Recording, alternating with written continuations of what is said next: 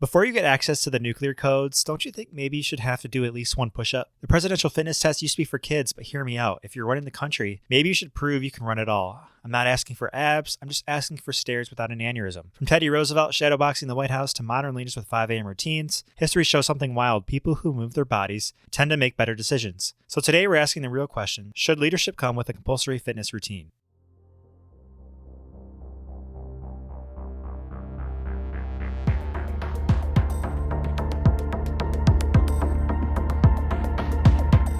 Welcome to the Movement Multiverse. My name is Max and I will be the host for today's episode. The Movement Multiverse is a podcast for movement nerds, curious minds, and anyone who wants to think about movement beyond just the gym. Hosted by Max, each episode is intended to give you a new perspective on movement by exploring movement in all its forms, drawing from science, history, culture, fitness, media, and more. No episode is intended to treat any individual's medical problems, for education and entertainment purposes only. So I'm sure if you think back to the olden days of when you're in school, maybe elementary school, middle school, maybe even high school, we probably had to go through one of the tests in physical education class, and that test was probably called the presidential fitness test. So you probably did something that included sit-ups, pull-ups, a mile run, a shoulder run, maybe some push-ups. And those were all designed to test your physical fitness. And the presidential award for those fitness was the top of the top students that could reach the top of the top benchmarks. So when we're thinking about why the test was created at all, it actually goes back to the Cold War when we used physical readiness as a measure of national readiness to defend.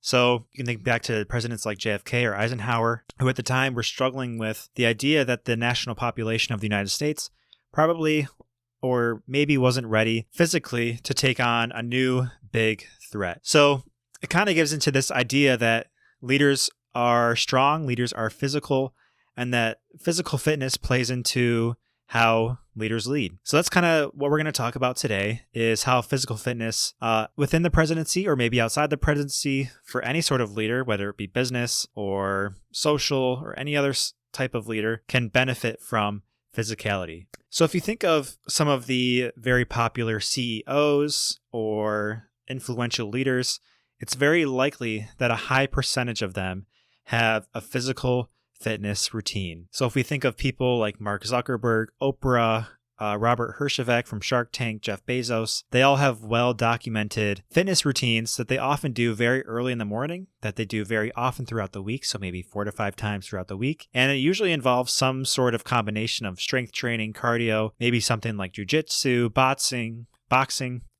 So all of these people who, whether we agree with their business practices or not, are highly successful in what they do. And Robert Herjavec, one of the leaders I just mentioned, talks about how the idea of a physical fitness routine plays into his business decisions.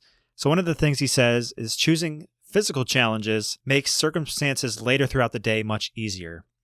So that physical challenge first thing in the day is the first thing that he chooses to do, and it's hard, which makes all the rest of his business decisions or personal decisions throughout the day much easier. And it also breeds stress maintenance, endorphins, alertness, attentiveness. And then routine breeds diligence throughout our day.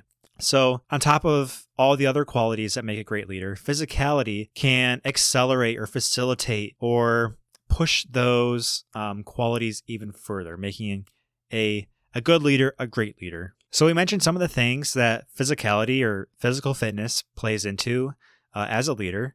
So things like resilience, recovery, clarity. So resilience, can you tolerate hard things? Are you lifting heavy weights? Are you running fast? Are you sweating? Are you working hard? Are you spending time doing something that maybe you don't want to do? So within the gym, you often see carryover into the office. So leaders who are physically fit are going to be more resilient. Maybe they last longer, making more sound decisions throughout the day, or maybe they value a shorter day where they can make more decisions in a shorter period of time more efficiently to save time for physical fitness later or earlier. There's also the idea of recovery. People who are physically fit often recover from hard things faster. So I'm sure we've all been to the gym. If you've been in the gym, recovery, especially as a new fitness person, is often the hardest hurdle to get over when going back to the gym. So in terms of recovery for a leader, we're talking about maybe a hard day at work. The gym becomes, or physical fitness becomes,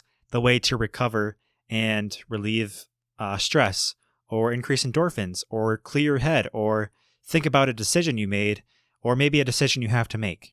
And then there's the idea of clarity. When you're in the gym, although you're doing something, your focus is on one thing only. So it lets your mind clear any other stresses or situations that you might be encountering, and makes you or helps you make really clear decisions as a leader. So once you are a leader, using physical fitness or being physically fit, whether it's intentional or not, will create a perception of that leader. So usually physically fit leaders are perceived differently, whether, again, that's intentional or not. So beyond just the benefits of physical fitness and physicality for a leader, we can think about the perception of that person. So without even saying any words, that leader is more likely to be perceived as more disciplined. They are more likely to have more authority. They are more likely to have higher respect from their followers, employees, or whoever else. Discipline in the gym usually shows up in the way of muscles. So when we can visibly see muscles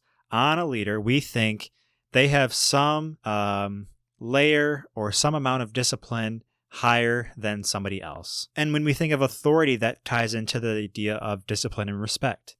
Someone who is very confident or is disciplined and perceives themselves as strong is more likely to have more authority. When we think of the idea of respect, people who are disciplined and have authority, and then combine those factors with the factors of a good leader, have usually higher respect. So let's go back to our original question. Should presidents pass the presidential fitness test? I want to ask these questions. If you had a president, would you perceive the presidency different if they did pass a physical test? Would other countries perceive the nation differently? Would presidencies be more efficient? Would the country be in a better place? So kind of think about those ideas we just talked about, or the people that you look up to and are influenced by, and think of how that might influence the highest office in the nation. Just something to think about. So when we're talking about that idea of authority and presidencies and leadership, authority comes through example, or the best authority comes through example.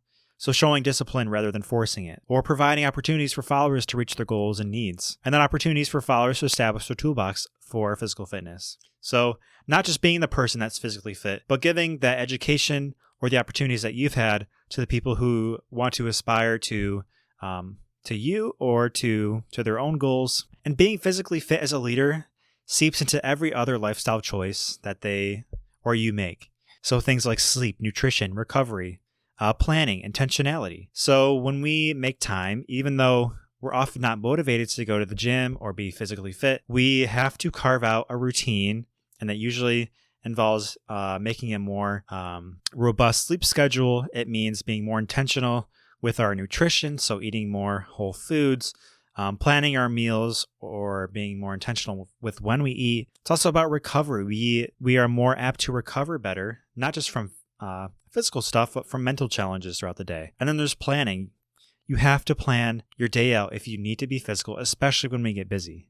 And then intentional. You make more intentional decisions when your mind is clear, either when you're thinking about things when you're at the gym, planning things in the morning, or just going about your day so that you can end your day with some sort of physical activity. So that's really it for today's episode. It's short, it's sweet. Hopefully you gain value in what you should either look for in a leader or what you should aspire to as being a leader. And just a couple questions to leave you with. Does physical fitness in a leader matter to you? Does being physically fit matter to you as a leader? How could incorporating new fitness routines into your leadership change the outcomes of your business or whatever else you might be leading? How could your physicality alter the perception of those that follow? Should your president pass a fitness test? But just jokes aside, exercise and physical fitness make a ton of beneficial gains way beyond just the gym for anyone involved in any occupation. And it's likely that many of the leaders you look up to or are influenced by have a physical fitness routine. And that just tells us that movement is more than aesthetics and looks. It influences the decisions our leaders make, gives their followers something to seek in a leader, and expands our perspective of what physicality can influence,